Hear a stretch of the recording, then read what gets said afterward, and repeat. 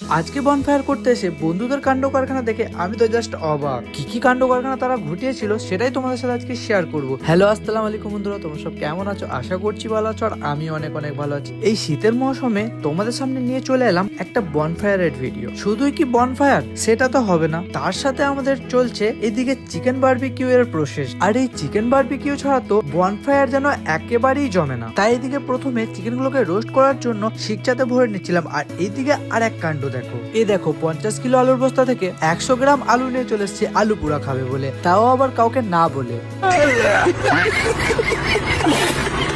একেই তো বলে संडे हो या मंडे रोज खाओ अंडे नहीं रे बाबा आलू। একেই তো বলে আলু লাভার। मैं गरीब हूँ।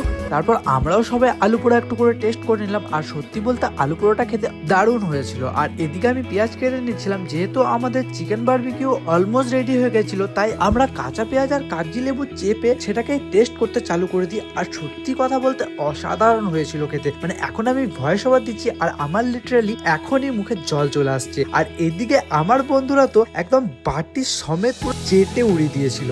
দেন খাওয়া দাওয়া শেষ করে এবার বনফায়ার আসর ছেড়ে আমরা সবাই চললাম বাড়ি। তোমাদের সাথে দেখা হচ্ছে নেক্সট কোনো মিনি ব্লগে। ততক্ষণের জন্য টাটা, বাই বাই।